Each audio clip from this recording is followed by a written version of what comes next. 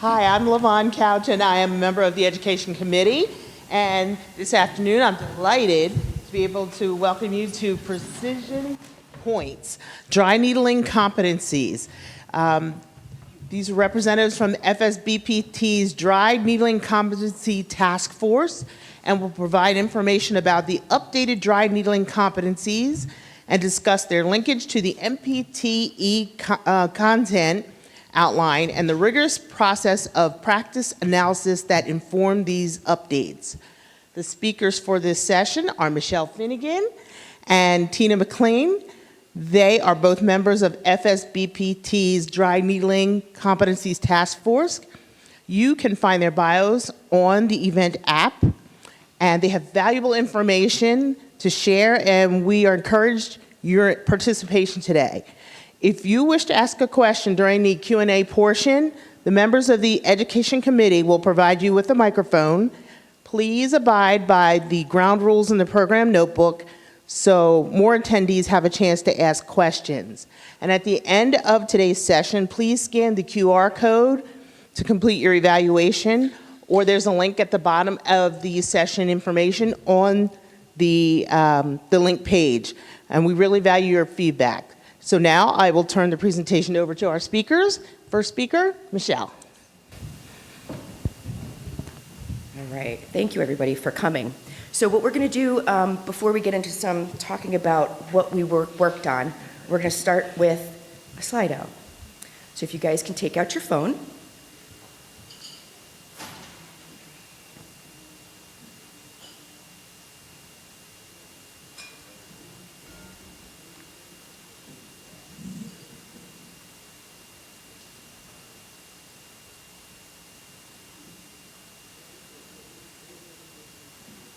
Got a few people up with cameras.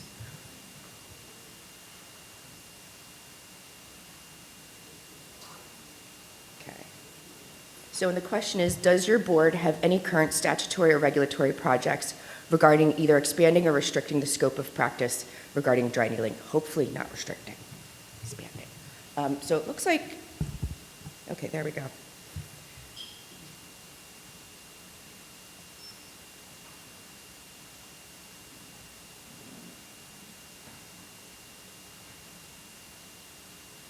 Okay, so it looks like more are no, some yes, and some are considering.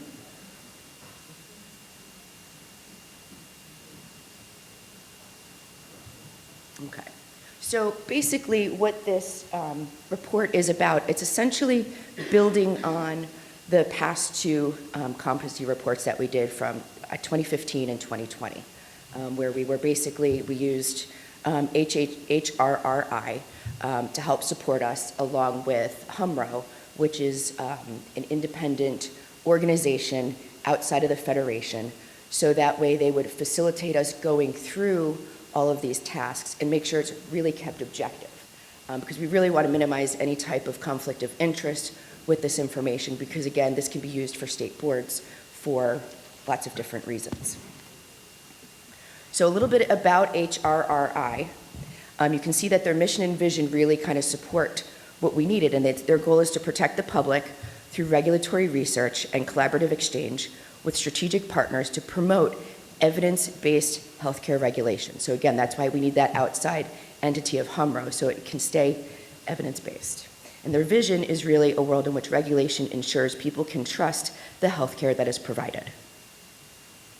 So just a little bit of history from the beginning. And how many of you guys have looked at these reports? A few. Okay, so this will be good.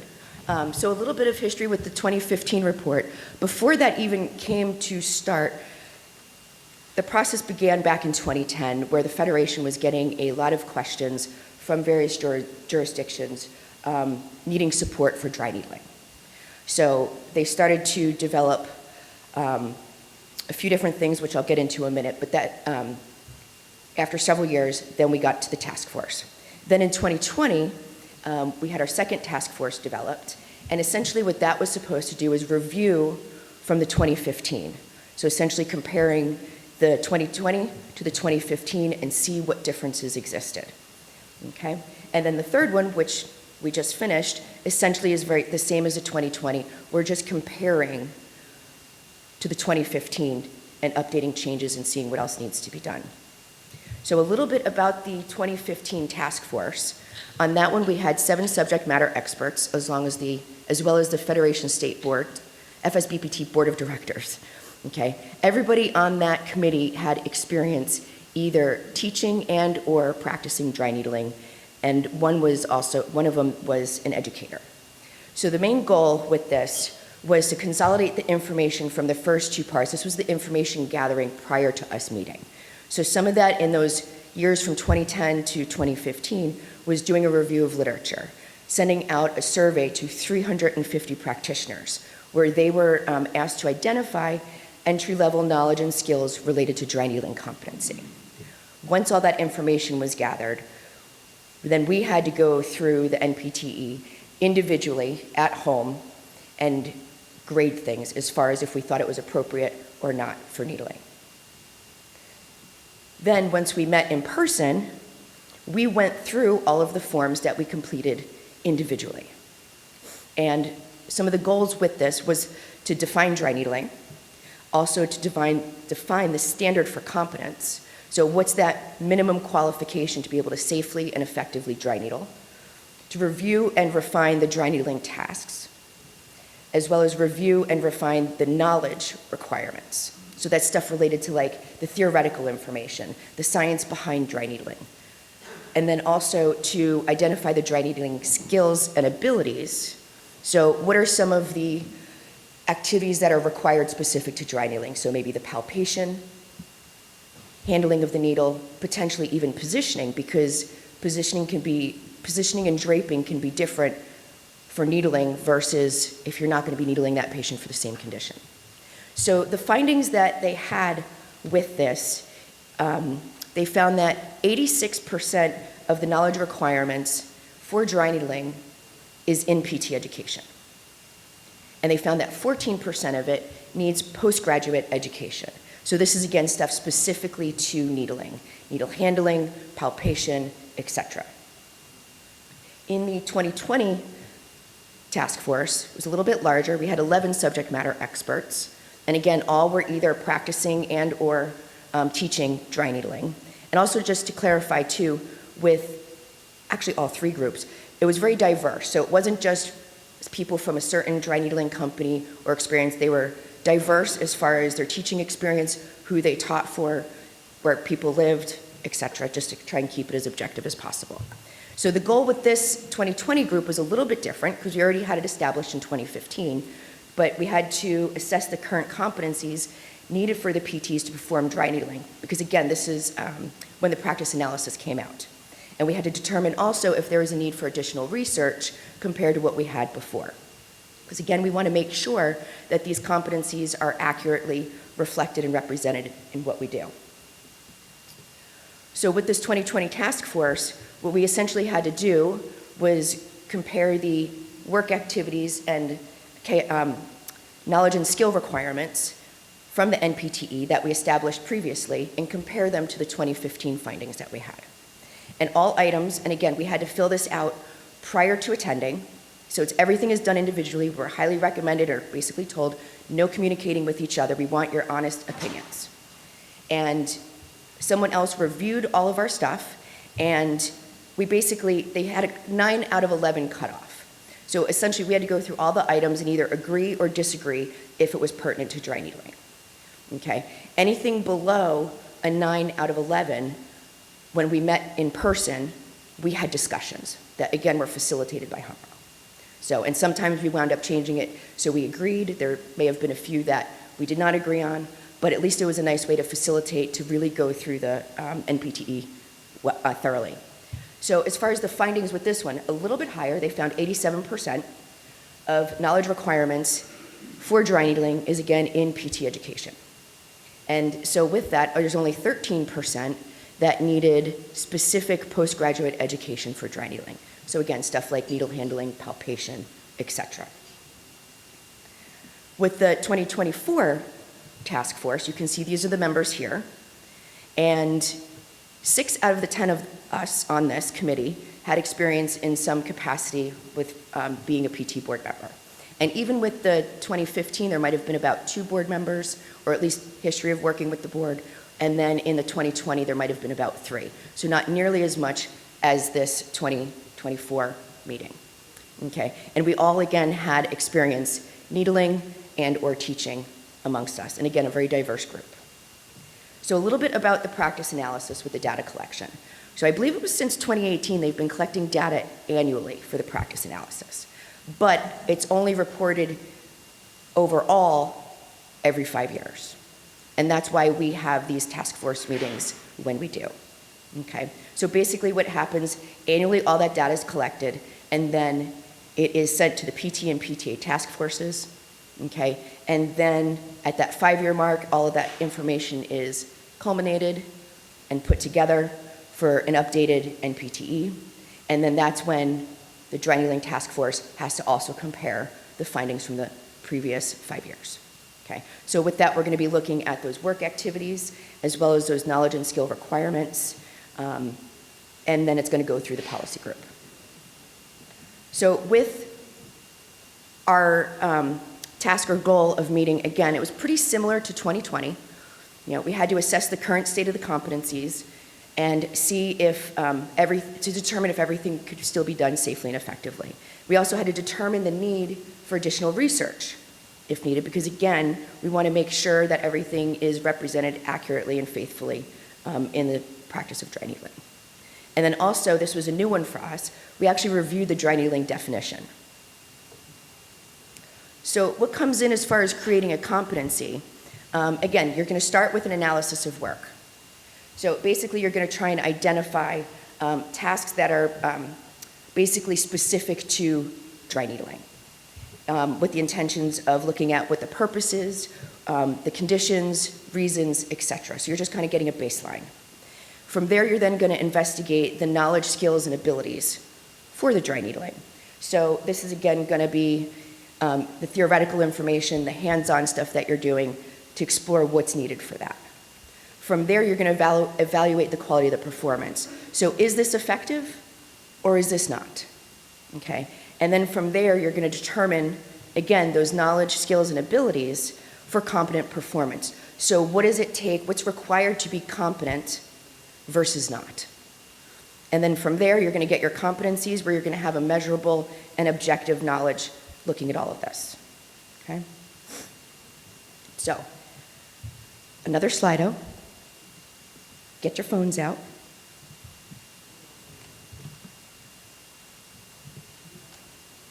And the question is, if you have current or pending statutory or regulatory projects, have you reviewed the 2015 and 2020 dry needling reports from the Federation or HUMRO?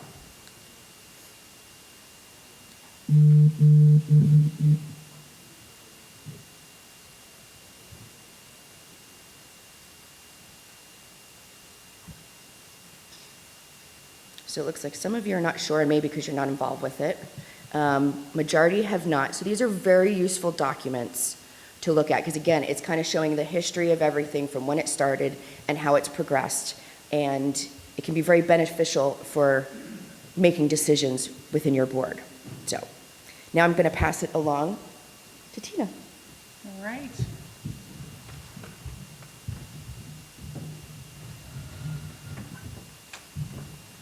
Well, thank you, Michelle, for giving us a really great history of what's happened with this FSBPT HUMRO report on dry needling competencies. I'm going to talk to you a little bit more about maybe the guts of the report and the methodology that we went through. And she's reviewed a lot of that already, so some of these may be a little bit redundant for you, but I'll hopefully give you a little bit different perspective. So the report, this is the 2024 draft, so it's not a huge report. It will be available hopefully relatively soon for the final draft. And if I walk away from this and you guys can't hear me, just give me a heads up. But one of the things I want us to think about with dry needling, I'm extremely, I think anybody that dry needles, most of us, particularly I know us on the task force, are very passionate about that. It has been a huge game changer for me in my practice. I'm a heavily manual therapist, so Incorporating that as part of the plan of care has been tremendous benefit for my patients and certainly for my practice as a sort of indirect word of mouth marketing for me. But the purpose of the task force from 2015 to now has been to assure that, one, to identify what are those competencies that allows a physical therapist to safely and effectively deliver dry needling, and to then identify where do we get that information. We have to know certain work activities or job tasks to be able to perform very specifically those techniques, and then we have to have the knowledge that allows us to perform those work activities. And so the report is made up. The beginning of it tells you a little bit of history, again, what Michelle has just covered, and then it goes through and breaks it up into 3 different areas: work activities, knowledge, skills, requirements, and then dry needling specific skills and abilities. All of these entail assessment, evaluation skills, diagnostic skills for musculoskeletal conditions within our scope, clinical reasoning, clinical decision making, and deductive thinking, constant reassessment and assessment and reassessment during the process of dry needling. And for that reason, it is not our position as FSBPT that we promote physical therapy assistants to do this technique, because they don't gain that level of advanced skill in their programs to the level of the DPT. So we felt it was important to include that. So let's talk about what work activity examples are. So work activities are those things that we do to or on the patient. So things like patient assessment, client assessment, standardized questionnaires, things we're giving to the patient to fill out to gather information. Maybe we're going to identify their current and prior level of function. We're going to talk about risk factors and gather that information. Then we're going to do tests and measures. And those things would include things like manual muscle testing, functional mobility, balance, coordination, and systems review. We're obviously going to be doing manual therapy. We think of dry needling as being manual therapy. And in the course of that, very specific things are going to be educating the patient on the importance of being still. Once we get them in the proper position for treatment, don't move. And so, I find myself telling them, you're going to jump a little bit, especially if the first time we're doing them. You're going to educate them on the process and what they can expect, but they don't really know what to expect until they have it done to them, right? And so we need to really emphasize those type things, why positioning is important, and then also documenting our rationale for treatment. Knowledge, skills, and requirement examples are going to be, again, those knowledge skills or a foundation, if you will, of what we have to know to be able to safely put that needle in a muscle. And that is a thorough knowledge of anatomical and physiological systems. Within each of those systems, the report will break it down into various categories, starting with a physical therapy exam of that system, and then you're going to see foundations of evaluation, diagnosis, and prognosis for the system we're evaluating. And then we're going to come to our interventions. Once we've looked at all the systems, then we're going to decide what is our full plan of care. And sometimes that's going to include dry needling, and sometimes it may not. But certainly we're going to have to go through these things for each patient. Knowledge, understanding how other types of interventions may impact the systems that we're working on. For example, you have a patient who's come to you and they've had some type of regenerative medicine treatment, spinal cord, stem cell treatment. How is that going to affect our whole plan of care and incorporation of dry needling? Do they have appropriate sensation? Do they, are they going to have inhibitory type mechanisms going on? Then we have the dry needling specific, which is anatomy and physiology. Sounds redundant, but in this sense, we're thinking of it as surface anatomy as it applies to underlying structures. Do I know where my neurovascular bundles are? And so a really deep dive. That was probably one of the greatest things, aside from the technique, that I really appreciated in dry needling was the level that we studied anatomy. And it was just a tremendous benefit for me, not just in dry needling, but in everything that I do with the patient. So emergency preparedness was another component of dry needling specific. So being able to respond to things like vasovagal responses, am I needling the patient in a sitting position versus, I should never, number one, needle them in a sitting position, but sometimes maybe we're working a hand and they can't lay down, or there may be some other factors that are there. So understanding how to respond to those situations, that comes into that constant assessment and reassessment of the patient. And then also safety and protection. Are we using the right personal protective equipment? And that is not just safety for the patient, but also safety for the practitioner as well. Am I wearing gloves? Am I disposing of my needles appropriately? Am I being aware of my body position for my back health, and all of those type things, being able to take that into account. And then lastly, skills specific to dry needling will be things like, and we talked a lot about soft skills. I can't even remember which session we were in, but skills like compassion, being able to, persuasion, education of the patient, deductive thinking, being able to evaluate if this happens, standing on my feet and being able to respond to that appropriately for the safety of that patient and for myself. So our task force timeline, Michelle referenced that to a degree, but this year the task force was chosen, invited to be a part of the participatory group. In April, we were organized and we started looking at various definitions around the country, different jurisdictions for definitions, and evaluating that via email. And then we met at a virtual meeting, and in that meeting, HUMRO staff, along with FSBPT staff, were there, and they brought us together, one, to meet each other and to get to know each other through our little computers, and to educate us on what their expectations were of us as a task force. What did they want us to do? One, they wanted us to review all of the current existing competencies, the work activities, the list of competencies, and I think they're back there, I don't have the number right off the top of my head, but about 122 work activities, somewhere around 130 knowledge, skills, requirements, and then there was a trickled down list of the dry needling specific. We reviewed all of the existing, the current ones. And then they shared with us what the new content outline changes were on the National Physical Therapy exam. And they told us that they were going to send these emails to us in this format, all of the original, then all of the changes that might apply to dry needling competencies based off of what the updated content outline competencies and work activities of the National Physical Therapy exam were going to be. And then we kind of saw those superimposed over, and then we were asked, because they would be in red, and I'll show you an example of that later. Then they would ask us, do you think this new competency or this new change on the National Physical Therapy exam applies to dry needling? Is it useful for dry needling?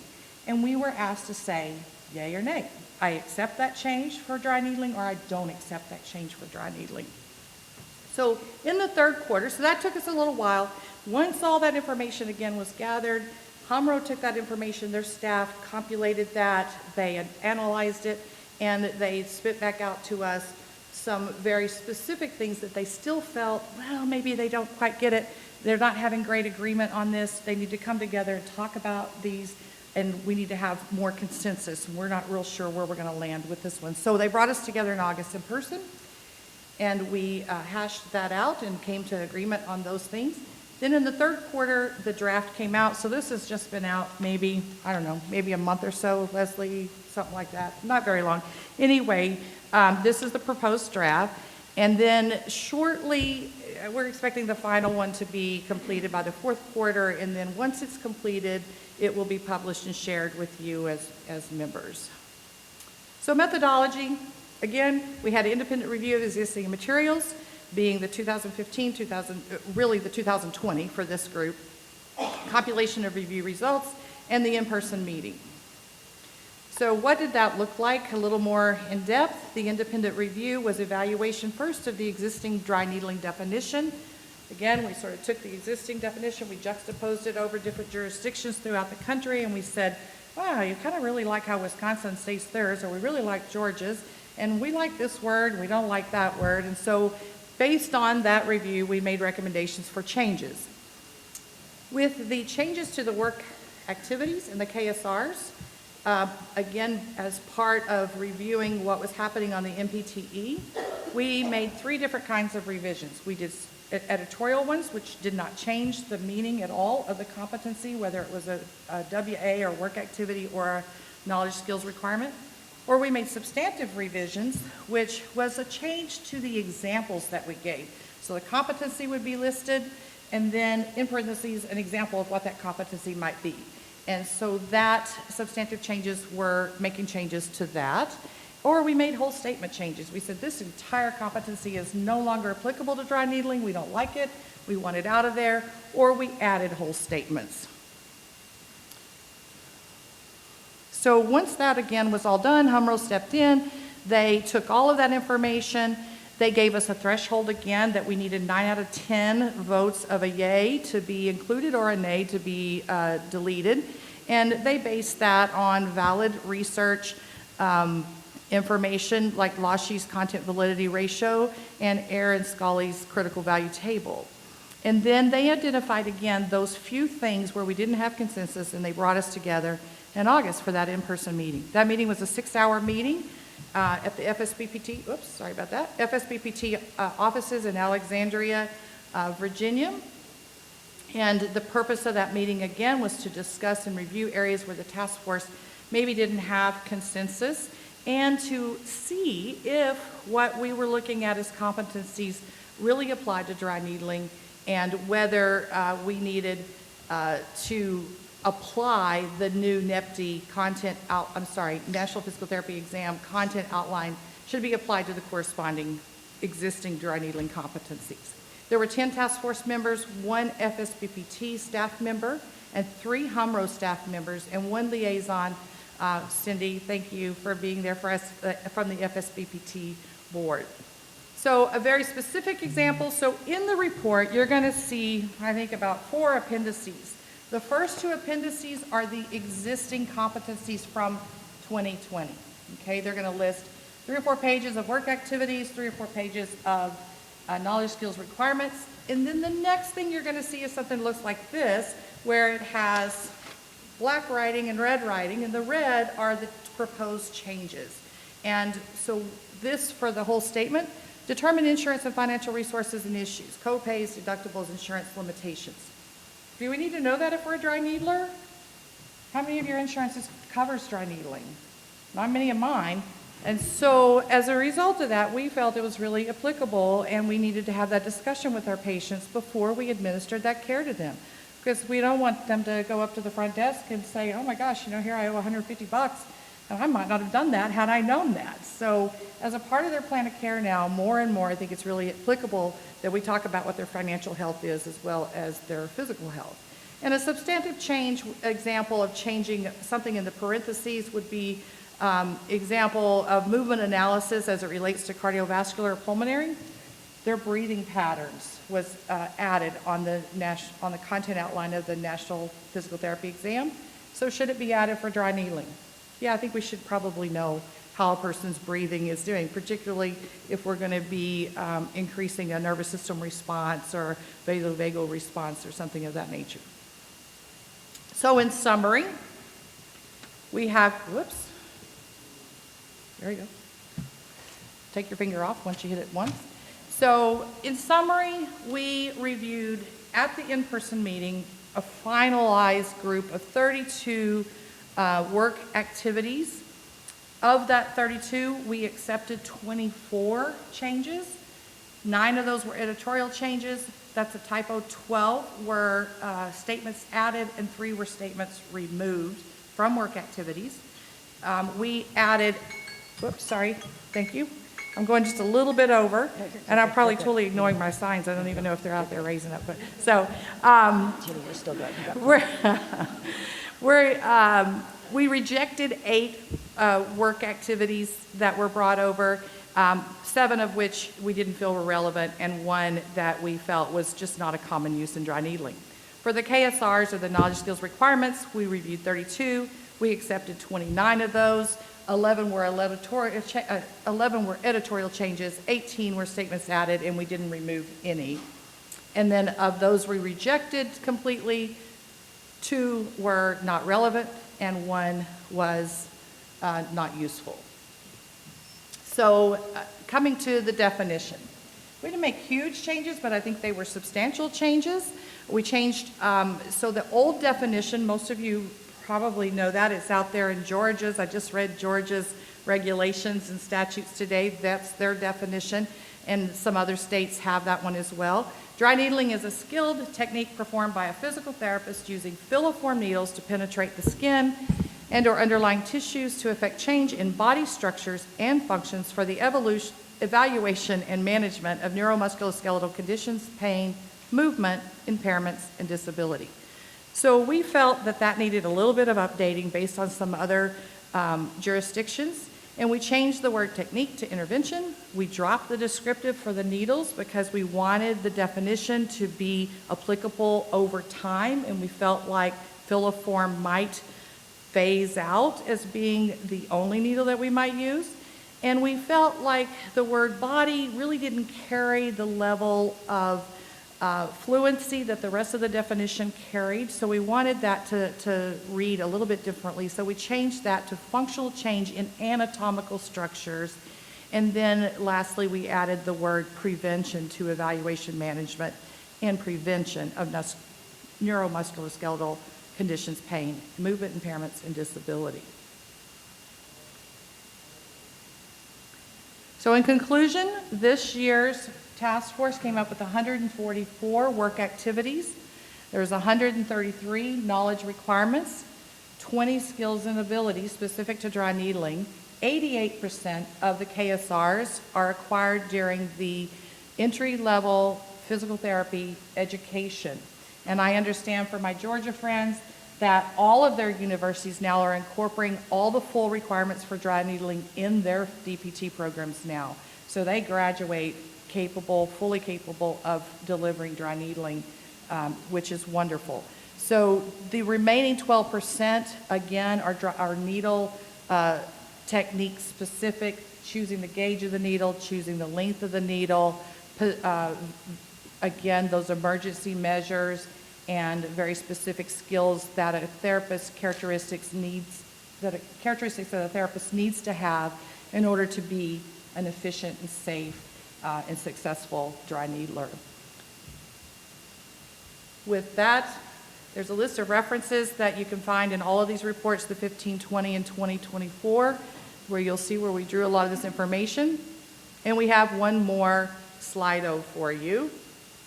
And that one is, in our conversations in Alaska, one of the things that we are talking about is we're developing our statutes and our regs for dry needling.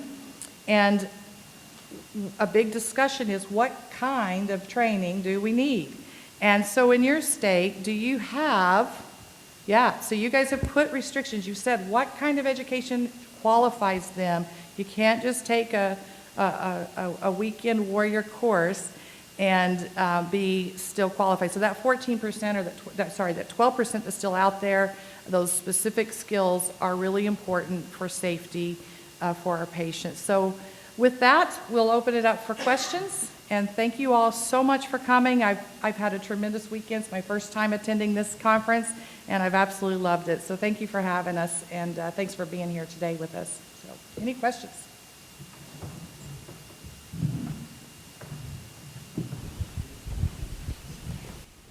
Of those 88% that now graduate from DPT programs with sufficient competency to begin dry needling, is that taught as is it a required course, as elective in the schools? How is that happening? Is this on? Can you go? Okay. So I'll answer that. So just to clarify, the 88% of the knowledge skills requirements for dry needling, which is consistent with competencies and work activities that are found on the National Physical Therapy Exam. So they are not qualified right now to go out and do dry needling, but they get 88% of their knowledge base that allows them to take the higher level postgraduate programs. So they're not quite there. Georgia, some, I'm sorry. Am I like being way too loud? Sorry. No, okay. Okay. So did you guys hear? I'm sorry. I like probably don't. Did you guys? There you go. Why don't we share this? That sounds really loud to me. It's not too loud for you guys? Okay. All right. So did you guys hear did you hear the question number one? I'm sorry I didn't repeat it, but did you understand my explanation for that? Okay. Okay. Yeah. Yeah. Yes, please, Leslie.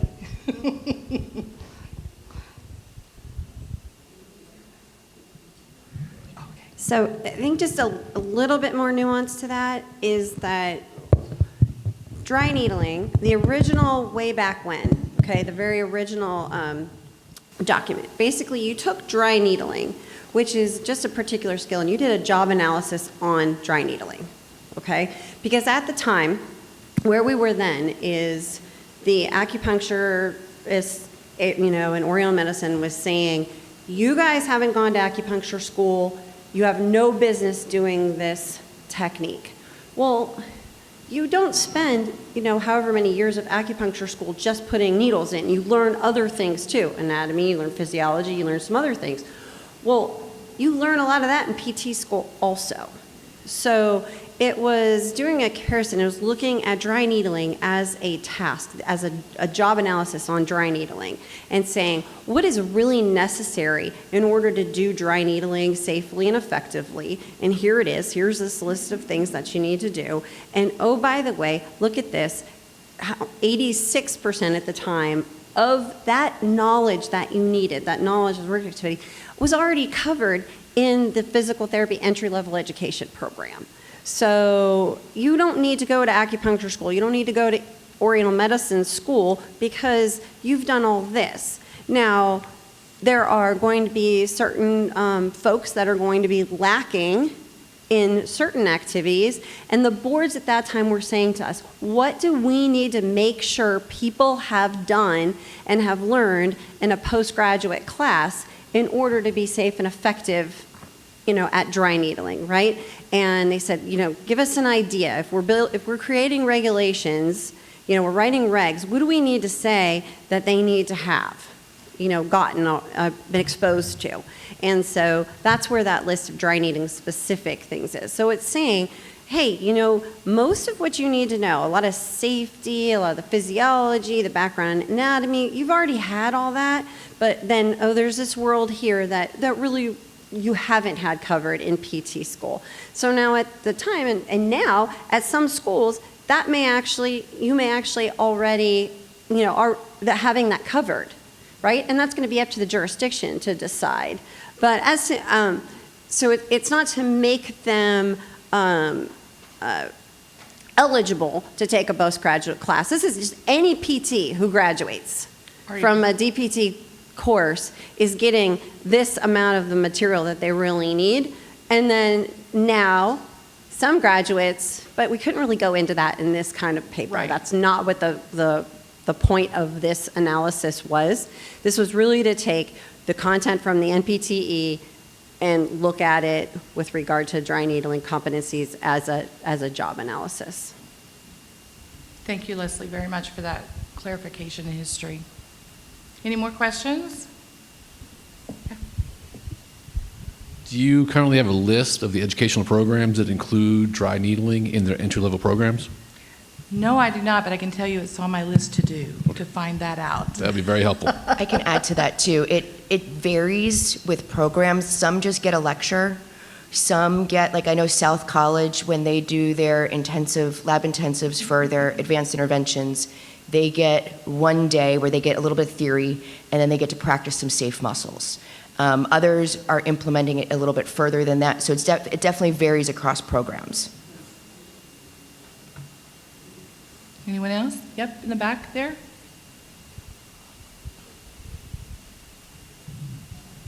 Along those same lines, do you know of any curriculums in schools that are issuing a certificate that would qualify to, as far as any of our regulatory boards? So yes, I think you mean postgraduate. No. Sorry, at the doctoral entry level. So- Any education that, right now it's a continuing education certificate that meets a lot of the board requirements. Do any schools supply that? So right now, it's my understanding, and I just went online and read this because I had dinner with the Georgia group, their school does supply them with a separate certificate that verifies that they have met the number of hours that their regulatory board has said they have to have, as well as the bloodborne pathogens, and that is on the certificate that they receive upon graduation. So they do meet that. That's the only school currently that I know of. There may be others certainly thinking about that to transition that, but I don't know who they are yet. So, yeah. Any more questions? All right. Well, Let me just add one thing go too. ahead. So the reason I stressed with using HUMRO to keep everything objective, if you're not familiar, there is another profession who's tried to model what we have done. It's the athletic trainers, but their process was very different. They actually used a survey and sent it out to athletic trainers, and they compared our 122 activities on the NPTE and compared it to some of their documents to see how much overlapped. But it really wasn't objective. They weren't facilitated by an independent agency. They did have a cutoff similar to ours of 80%. 9 out of 11 for us is just over 80%. But there was no discussion after that for those that did not meet their 80% as far as if they could or really didn't. So I just wanted to point that out if that information is ever brought to you, because it is very different than what we have done. And just to reiterate, this document, when we were approached in the state of Alaska a year and a half ago about, we received a letter from an acupuncturist, and we received a couple of other letters from the general public asking the question, is it legal in the state of Alaska for a physical therapist and or an occupational therapist to dry needle? And at that time, essentially until now, our Practice Act has been silent on it. So we've been doing it, and we have not had that question posed to us as to whether it was in our scope of practice.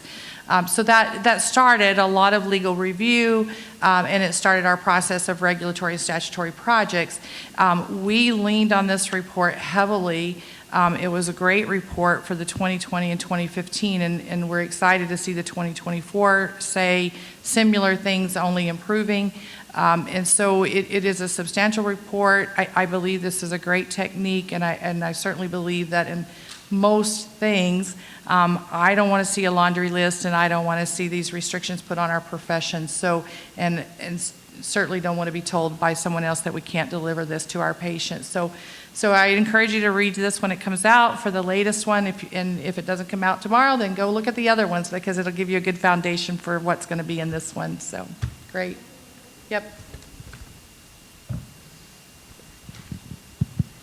So one of the other things, just to really bring home how much change there's been since the very first report. So the very first report, I think we had 10 subject matter experts, and maybe 2 of them had some regulatory experience. So at that time, the boards were coming to Federation staff. Oh, I'm Leslie Adrian. I'm on the Federation staff. I was the task force Leslie liaison. is our mentor. I was the staff liaison for this, actually for this task force, and I have been part of all 3 task force. So at that original time, you had board members who literally had never even heard of the technique, dry needling, and being asked questions, and what do they need to do, and what is safe, and I've never heard of this, and how can PT stick needles in people? That doesn't seem okay, and can the Federation please help us? We don't know what to do with this, right? So we had maybe 2 individuals who were subject matter experts on dry needling and had some regulatory experience. This task force had 10 members. 6 of them were either actively on a board or had served on a board at some point. So lots of regulatory experience coming at this with that slant, as well as the knowledge of a subject matter expert in dry needling. So, and to answer some of your questions about the schools and where the schools are going, that was outside the scope of this report. It's a very very narrow, specific task and question that this report is answering, but it continues to be the fodder that you need for your argument when you are questioned as to why physical therapists don't need to go on to, you know, like I said, go to acupuncture school, go to Oriental medicine school, go to, you know, significantly lengthy programs in order to have the background in order to perform this technique safely. Thank you, Leslie. I just want to add one more thing that she sparked with me. So in the state of Alaska, we had our executive branch of law reviewed those questions. We could not answer those without that review. And they came back and said, oh, it's because we had what I call ammo, and we had the wording in our current scope of practice that reflected a lot of these competencies that are listed here through an objective entity like HUMRO and a research entity like HRRI. And so because of that, they ruled physical therapists, fine, you're doing great, keep needling. They did not do that for the OTs. And so suddenly, every OT in our state could not with confidence, well, we did a statement from our board that said our executive board said, no, it's not legal. And of course, you know what happened from there. So town hall meetings, et cetera, happened. And lo and behold, the OTs got together. They don't have this level of background studies or evaluations of their competencies through their programs. So we're encouraging them to reach out and to get that work done. But they did put a statutory report through that the legislative branch then said, well, we're sorry, we think your current scope allows you. So now there's a split opinion in the state of Alaska as to whether they can or cannot needle. But again, they don't have a substantive report that helps support what they get in their level programs as to what they get in postgraduate programs. And so they're a little bit in limbo with that. So to keep your PTs from being there, it's a great, again, very narrow but very important piece of information and research that allows us to give support to the knowledge we graduate with. So, okay. Any other questions? Okay, well, thank you all so very much. We've got a little bit to go this afternoon, and I've enjoyed meeting so many of you. So thanks again for coming, and we wish you well going forward today.